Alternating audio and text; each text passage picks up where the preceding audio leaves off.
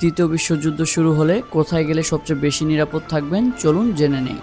বিশ্বজুড়ে যখন যুদ্ধের বারুদের গন্ধ, তখন কিছু দেশ আছে যেগুলো এতটাই নিরাপদ যে সেখানে যুদ্ধের ঢেউ কখনো পৌঁছাতে পারে না। আজকে আমরা এমন 4টা দেশের সম্পর্কে জানবো যারা পৃথিবীতে বিশ্বযুদ্ধেও টিকে থাকবে মাথা উঁচু করে।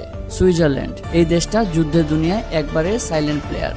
শেষবার যুদ্ধে জড়িয়েছিল 1815 সালে। অদ্ভুত ব্যাপার হলো সুইজারল্যান্ড ইউরোপীয় ইউনিয়নের সদস্য না এবং কোনো সামরিক জোটেও অংশ নয়। তাদের পরিকল্পনা এতটাই পাকাপোক্ত, যুদ্ধ লাগলে সেনাবাহিনীরা সরাসরি চলে যায় দক্ষিণের পাহাড়ি এলাকায়। এই পাহাড়ে আগে থেকেই তৈরি 26,000 বাংকার, এন্টি এয়ারক্রাফট গান, মেশিন গান। রাস্তাঘাট এমনভাবে বানানো যে দরকার হলে একটা বাটন চাপলেই উড়িয়ে দেওয়া যাবে সব ব্রিজ। আর মজার কথা হলো প্রত্যেকটা বাড়িতে বাধ্যতামূলক পারমাণবিক শেল্টার রয়েছে।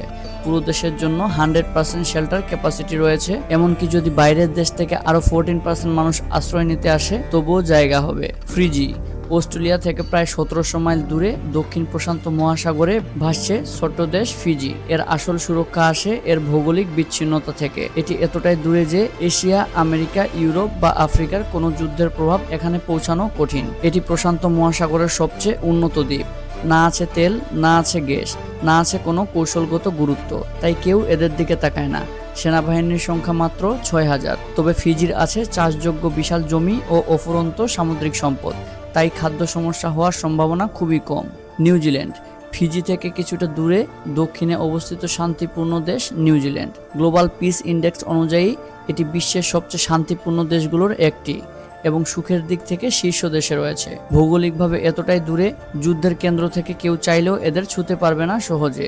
সাদ এল্প নামের বিশাল পর্বতমালা এটিকে প্রাকৃতিকভাবে সুরক্ষা দেয়। সেই সঙ্গে দেশের পররাষ্ট্রনীতি এতটাই শান্তিপূর্ণ যে বড় কোনো সংঘাতে ওরা থাকে না। আর কৌশলগত গুরুত্ব না থাকায় কেউ যুদ্ধ করতে গেলেও নিউজিল্যান্ড তাদের রাডারেই থাকে না। আইসল্যান্ড, ইউরোপ থেকে 1000 মাইল দূরে আটলান্টিকের মাঝে একটা দ্বীপ যার নাম আইসল্যান্ড। আইসল্যান্ডে নিরাপত্তার দুটি প্রধান কারণ রয়েছে। একটি হলো এটি এতটাই দূরে যে সরাসরি আক্রমণ হওয়ার সম্ভাবনা প্রায় নেই। আর দ্বিতীয়টি হলো 100% বিদ্যুৎ নিজস্ব ভূতাপীয় উৎস থেকে তৈরি হয়। যুদ্ধকালীন সময়ে যেখানে অন্য দেশগুলো জ্বালানির জন্য লড়াই করবে, আইসল্যান্ড থাকবে স্বয়ংপূর্ণ।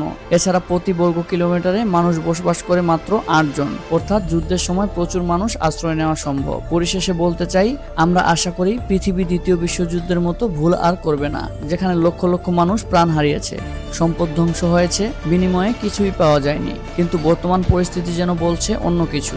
রাজনীতিবিদরা যুদ্ধ শুরু করে আর মূল্য দেয় সাধারণ মানুষ। এরকম ভিডিও আরও পেতে লাইক দিন, পেজটিতে ফলো দিয়ে রাখুন।